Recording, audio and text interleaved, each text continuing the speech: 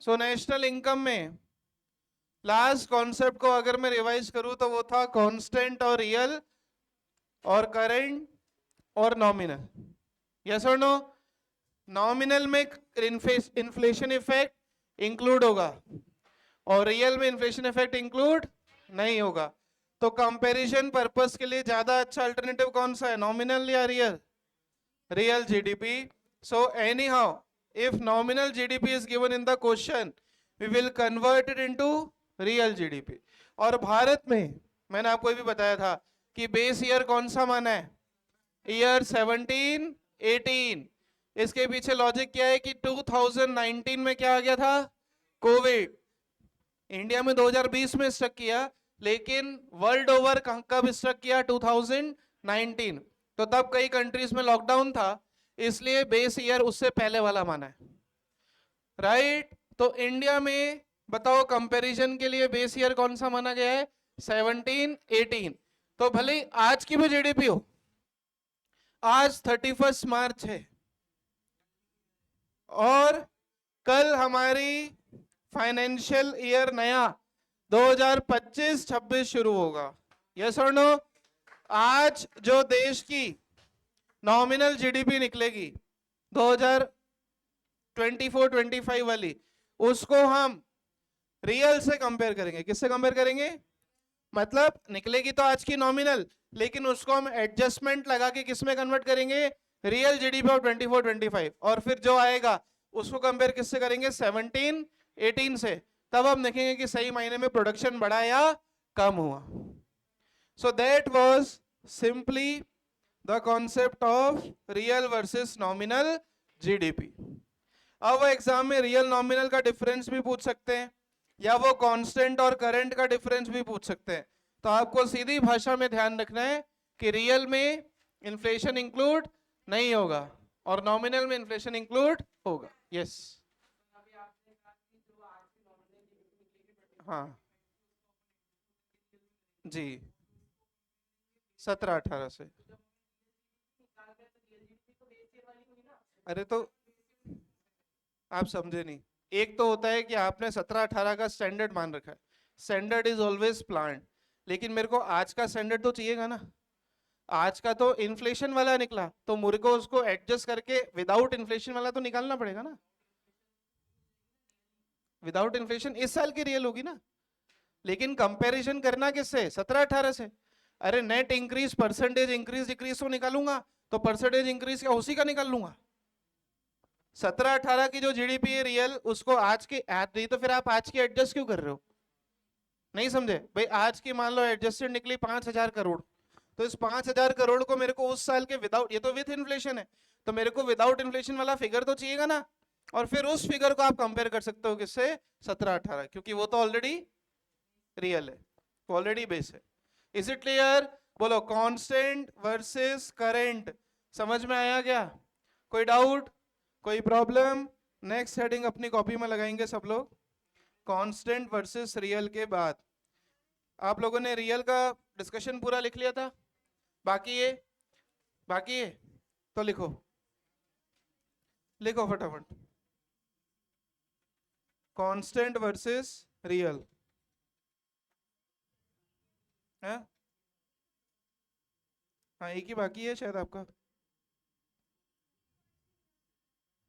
2 point है।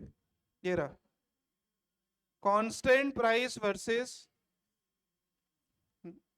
Current price. उतार लिया था पूरा? अरे करंट प्राइस उतार लिया था, करंट प्राइस भी बाकी है।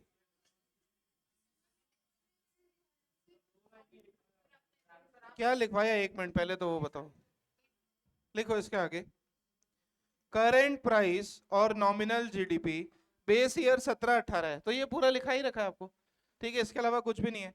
चलिए नेक्स्ट टॉपिक हेडिंग लगाएंगे, इसी का डिस्क्रिप्शन, नया पॉइंट, लेकिन है ये कांस्टेंट और करंट का ही मिक्स। क्यों रियल जीडीपी अप्रोप्रिएट है देन नॉमिनल जीडीपी? क्वेश्चन कैसा आएगा, डायरेक्ट थ्योरी क्वेश्चन आएगा कि क्यों रियल जीडीपी बेटर है देन नॉमिनल जीडीपी। तो एक आंसर तो आप लोग सब जानते हो कि रियल रियल है क्योंकि रियल में इन्फ्लेशन इफेक्ट इंक्लूड नहीं है, और नॉमिनल में इन्फ्लेशन इफेक्ट इंक्लूड है। लेकिन किसी भी कंट्री में इन्फ्लेशन होना डजंट मीन्स कि वो कंट्री डेवलपमेंट पर है। इंडिया में हाईएस्ट इन्फ्लेशन है कुछ कंट्रीज के बाद, सो इंडिया का inflation rate one of the highest है। तो सिर्फ इन्फ्लेशन की वजह से प्राइसेस बढ़ना सही मायनों में लोगों की नेशनल इनकम बढ़ना नहीं है। बोलो हाँ या ना? क्योंकि करंट या नॉमिनल इन्फ्लेशन के इफेक्ट को इंक्लूड करके और रियल में इन्फ्लेशन इफेक्ट इंक्लूड नहीं है, तो हमारे लिए ज्यादा बेटर क्या है?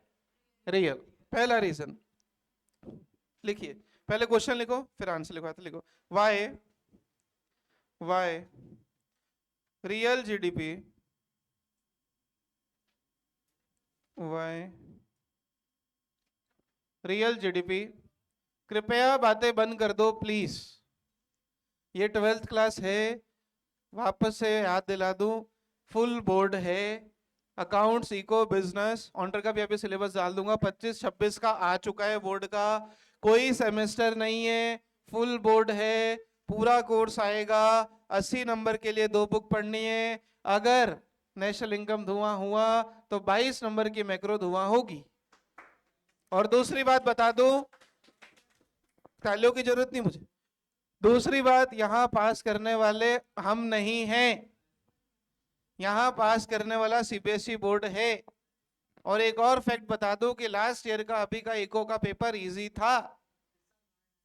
हाँ, तो कृपया बातें बंद कर दो, फिर भी बातें ही करनी है। 3 लोगों को तो बिल्कुल कुछ खबर नहीं पड़ रही क्या चल रहा है क्लास में। किस बात की बातें करते हो तुम लोग? आधा वाई नॉमिनल जीडीपी, अरे ये लिखा था वाई रियल जीडीपी और नेशनल इनकम, वाई ऐसे लिखना, why real GDP oblique real national income. तो आज का कॉन्सेप्ट है क्यों रियल जीडीपी या real national income is appropriate,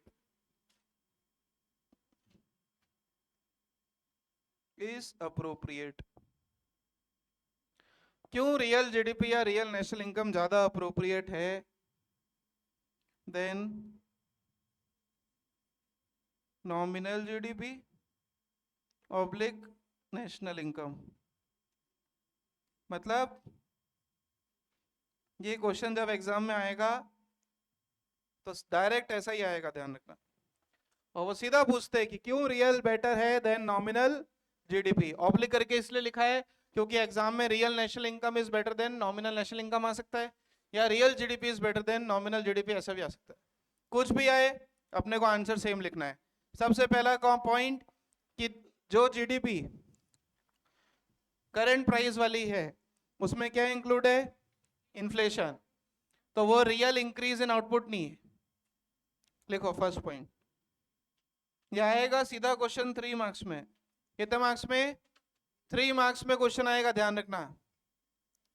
और वापस से मैं आपको बताऊं, सीबीएसई में रहना है तो साफ बात है अलग अलग पास होना पड़ता है, थ्योरी में और प्रैक्टिकल में, दोनों में। यहाँ प्रैक्टिकल में मैंने 18 भी भेज दिए, पता पड़ा वहां कॉपी में तुम्हारे 20 नंबर ही आए, तो आप फेल हो 38 लाकर भी, क्योंकि वहां पर कम से कम 27 मार्क्स लाने पास होने में। और अगर पैरेलल बोर्ड स्टेट बोर्ड की बात करूं तो वो तो पेपर ही सेम दे देता है पिछले बोर्ड जैसा, सर ने आपको बताया होगा, और फिर बच्चों का दिया हुआ एग्जाम कैंसिल कर दिया जाता है।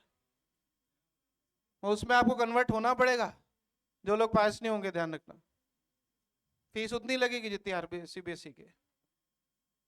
तो हर हाल में नुकसान तुम्हारा ही है, बातें करके तुम तुम्हारा ही नुकसान कर रहे हो, हमारा क्या कर लोगे? हमारा तो काम है पढ़ाना, आपको नहीं तो किसी और को पढ़ाएंगे। पहला साल पहली बार तुम 12th में आए हो, मैं नहीं पढ़ा रहा हूं, ध्यान रखना। मेरे लिए 12वीं या 13वां बैच है 12th का। गलती आपकी है, आपको समझ जाओ मैं सही कर रहा हूं, या पीछे के उधर के 5-6 लोग और इधर के 5-6 लोग। कॉपी ब्लैंक होती है आप लोगों की, ध्यान रखना। और जितना ओवर कॉन्फिडेंस होता है ना, वो अभी दिखा दूंगा थोड़े दिन में, कि हम कर लेंगे। खुद कर लेंगे। यहाँ कर्व नहीं चलते, यहाँ कॉन्सेप्ट चलता है। वो गया नेगेटिव स्लोप डिमांड कर्व, जो वहाँ डिमांड से पढ़ाया ने मार्केट तक चलाया, उतनी इजी नहीं है अब इकोनॉमिक्स। अगर सिर्फ कॉन्सेप्ट को पढ़ाने में आज 12वीं क्लास रिकॉर्ड हो रही है। कंसेप्ट, अभी न्यूमेरिकल शुरू नहीं हुए, कम से कम 70 80 100 क्वेश्चन लगाने कॉपी में लिखने। तुम मेरा टॉपिक 1 से 2 महीने करो, मेरे क्या है, मैं कोर्स आगे एक्सटेंड कर दूंगा।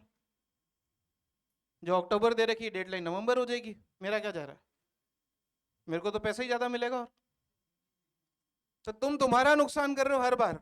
आज तुमने मेरी आधी क्लास वेस्ट की, ये तुमको सफर करना पड़ेगा जब सबका कोर्स एक्सटेंड हो जाएगा। इसीलिए रास्ता वही है, यूनिट टेस्ट के बाद बैच स्प्लिट। हर बार हम जनवरी में करते हैं, इस बार अभी कर लेंगे, ध्यान रखना। Yes, GDP, GDP oblique national income, GDP oblique national income at current prices. वो जीडीपी या नेशनल इनकम जो कि करंट प्राइसेस वाली है। बताओ करंट प्राइसेस वाली कौन सी होती है, बोलो कौन सी होती है करंट प्राइसेस वाली? नॉमिनल, ब्रैकेट में लिखेंगे नॉमिनल। नेशनल इनकम या GDP at current prices with in bracket nominal does not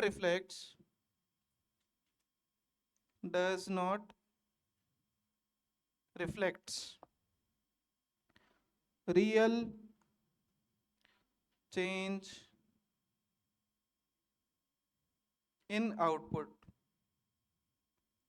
nominal में रियल चेंज इन आउटपुट नहीं दिखता,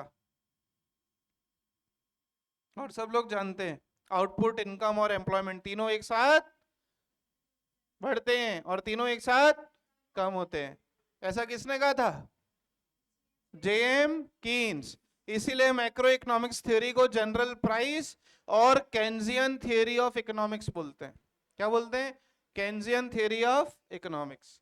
सो नॉमिनल में रियल चेंज इन आउटपुट नहीं दिखता, वेयर एज रियल जीडीपी और नेशनल इनकम, रियल जीडीपी और national income at constant prices, at constant prices, जो constant prices वाली जीडीपी है, reflects the real change in output. पहला पॉइंट तो बोलो, फर्स्ट पॉइंट क्लियर हुआ? फर्स्ट पॉइंट क्लियर हुआ, दैट सिंपली मींस कि नॉमिनल में रियल चेंज इन आउटपुट नहीं दिखता और रियल में रियल चेंज इन आउटपुट दिखता है। क्लियर? दूसरा, real GDP oblique national income enables to make. बताओ क्या इस साल की नॉमिनल को आप 17-18 से मेजर कर सकते हो? इस साल की नॉमिनल को 17-18 वाली रियल से मैच कर सकते हो क्या? नहीं, because it is not useful for comparison. इसलिए हमको आज की नॉमिनल को किस में कन्वर्ट करना पड़ेगा? रियल में, और फिर उसको कंपेयर करना पड़ेगा किससे? 17-18 से। क्लियर? सो रियल और नेशनल इनकम, रियल वाली इनेबल्स टू मेक, आप इसको कंपेयर कर सकते हो, enables to make year to year comparison, year to year comparison of changes in output। इसे आप कंपेयर कर सकते हो। And third thing, world wide भी, क्योंकि इकोनॉमिक्स पूरे इंडिया के रेस्पेक्ट में नहीं पढ़ रहे, अब हम पूरे वर्ल्ड के रेस्पेक्ट में पढ़ रहे हैं। वर्ल्ड में भी रियल जीडीपी या NI is helpful for making, world में भी अगर कंपैरिजन करना है तो आपको रियल को ही यूज करना पड़ेगा। बोलो हाँ या ना? कोई doubt? Is useful for making international comparison of economic performance.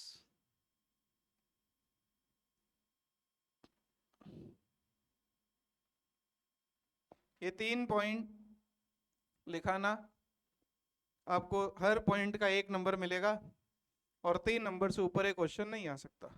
बोलो है ना? कोई डाउट? बताओ रियल रियल क्यों है? पहला पॉइंट, रियल ही आपको ओरिजिनल इमेज दिखाता है कि कितना आउटपुट बढ़ा है या घटा है, क्योंकि रियल में इन्फ्लेशन इंक्लूड नहीं होता। दूसरा, रियल इनेबल करता है कि आप कंपेयर कर सको चेंजेस इन आउटपुट को। एंड थर्ड, रियल जीडीपी या रियल नेशनल इनकम एक इंटरनेशनल मेजर है जो कि अलग अलग कंट्रीज को कंपेयर करने में यूजफुल होता है। That is why real is better than nominal. Clear? और एक बड़ा रीजन, नॉमिनल में इन्फ्लेशन इफेक्ट इंक्लूड होगा और रियल में इन्फ्लेशन इफेक्ट इंक्लूड नहीं होगा। बोलो है ना? कोई डाउट? नेक्स्ट कॉन्सेप्ट, नया कॉन्सेप्ट, रियल नॉमिनल खत्म हुआ। अब रियल नॉमिनल हम तब पढ़ेंगे जब जीडीपी डिफ्लेटर काम करेगा या जब हम उसको पढ़ेंगे। ठीक है, लिखे नया concept, concept of economy. Concept of economy, हाँ जी। फिर इन्फ्लेशन है ना क्या? तू तो ये बता कि आज से 50 साल पहले जो इन्फ्लेशन की रेट थी वही आज है क्या? तब क्यों करना है? या तो तू इन्फ्लेशन की रेट को कन्वर्ट कर दे, मल्टीप्लाई तो अमाउंट से ही करेगा। अल्टीमेटली रेट का हलवा थोड़ी बना के खाएंगे। या तो रेट, आपने ही क्या बोला, रेट को एडजस्ट कर लो, तो रेट को एडजस्ट करके फिर मल्टी इतना टफ कैलकुलेट करो। इससे अच्छा तो एक फॉर्मूले से रियल को ही नॉमिनल को ही रियल में कन्वर्ट कर लो ना। एक तो होता है कि मेरे को बैलेंस शीट की टोटल लगानी है, तो एक तो होता है कि सारे फिगर को रफ कॉलम में लिख के लगाऊं, नहीं तो एक तरीका होता है कि बैलेंस शीट में ही इस तरीके से मैं अमाउंट को उतारूं कि वहीं मैं प्लस माइनस कर सकूं। तो वही चीज है। अगर अल्टीमेटली आप ही ने तो बोला अभी कि हम इंटरेस्ट रेट या हम इन्फ्लेशन रेट को कन्वर्ट करेंगे, तो तू रेट कन्वर्ट करके अमाउंट से इनटू करेगा या डायरेक्ट अमाउंट को ही कन्वर्ट करेगा? ज्यादा इजी क्या है? आंसर सेम आएगा। वैसे टेक्निक्स, वैसे स्टंट आप आगे जाके सीए के अंदर फाइनेंशियल मैनेजमेंट में करोगे अंडर इंटरनेशनल फाइनेंशियल मैनेजमेंट। ठीक है, बट आप अगर उस चीज को विजुअलाइज कर पा रहे हो तो वो बहुत अच्छी बात है। गुड, चलिए आगे बढ़े। आगे बढ़े, कुल मिला के एडजस्टमेंट तो करना ही है, भले रेट में करो या अमाउंट में करो।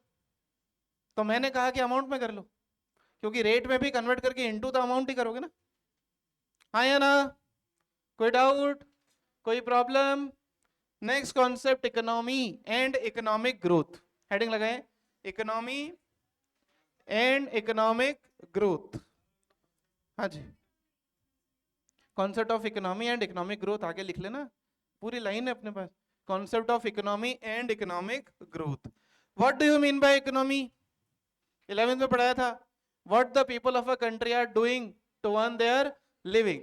And tell me what is economic growth. ये भी आपने कभी 10th में पढ़ा होगा कि जब किसी भी कंट्री के लोगों की, अब बताओ इकोनॉमिक ग्रोथ का मतलब नॉमिनल बढ़ना या रियल बढ़ना? रियल बढ़ना। तो जब भी किसी भी कंट्री के लोगों की रियल इनकम बढ़े, क्या बढ़े?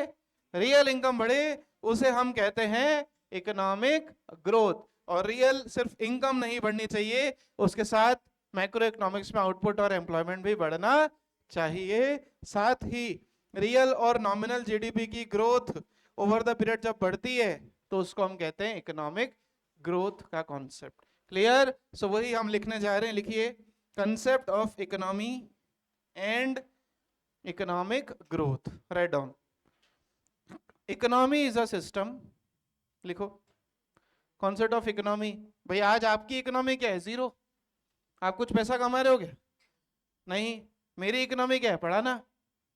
Clear? So economy is a system that shows, economy is a system that shows how the people of a country, economy is a system that shows how the people, heading है concept of economy and economic growth.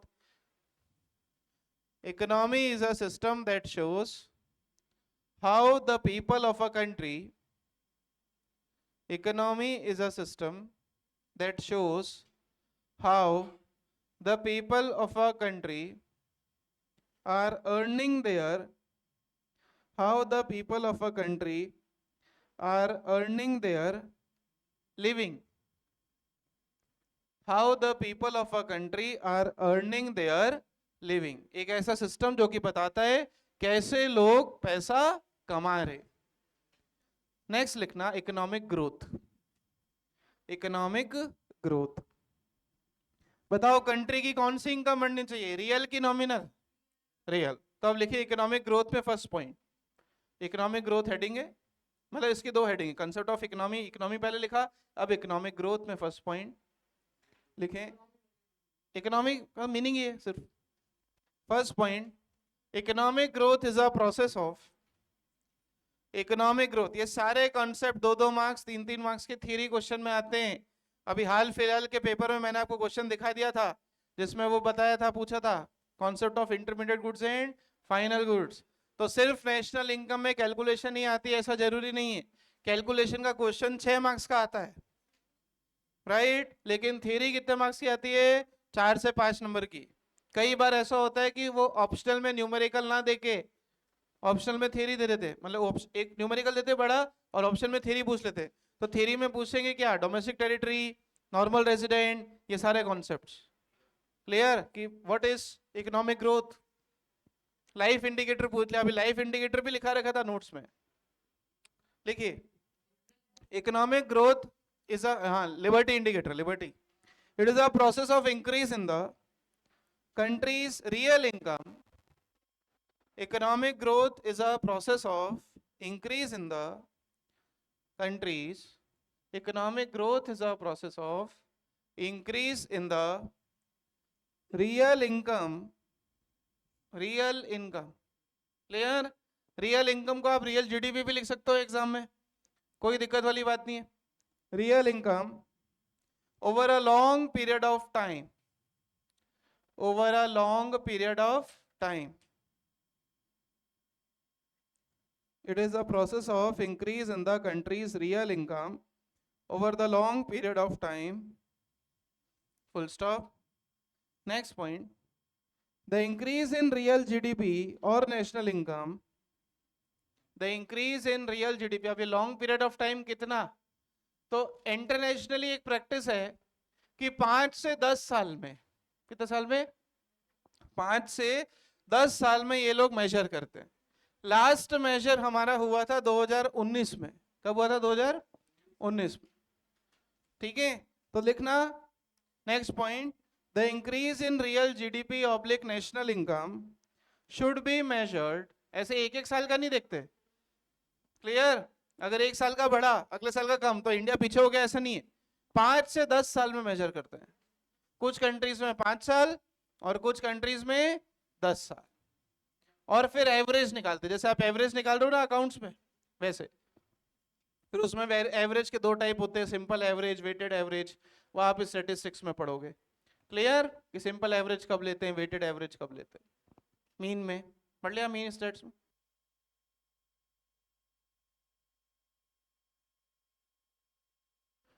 हाँ goodwill में भी पढ़ा.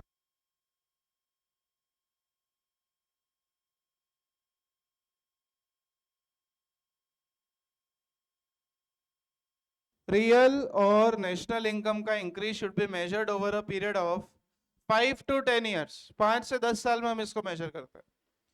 5 to 10 years. Clear?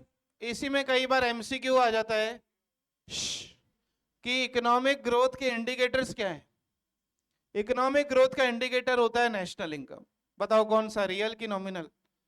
Real. Per capita income लिखो. Its indicators are, next point, next point, आज का last point लिखें.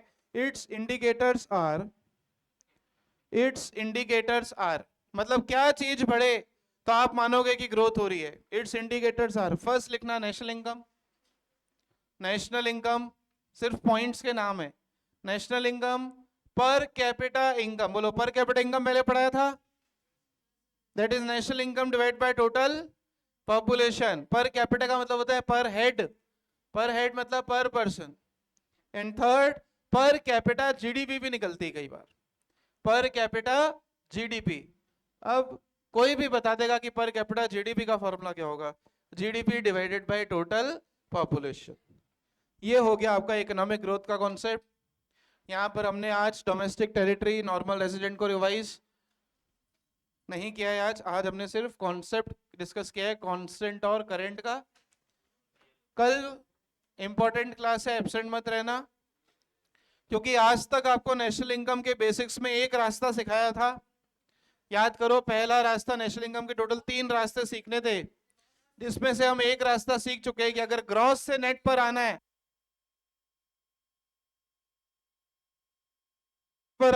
तो डेप्रिसिएशन क्या होगा, माइनस, और अगर नेट से ग्रॉस पर जाना है तो डेप्रिसिएशन क्या होगा, प्लस। कल दूसरा और तीसरा रास्ता सुनाया जाएगा, सिखाया जाएगा, और फिर जमाना आएगा न्यूमेरिकल का। That's all for today.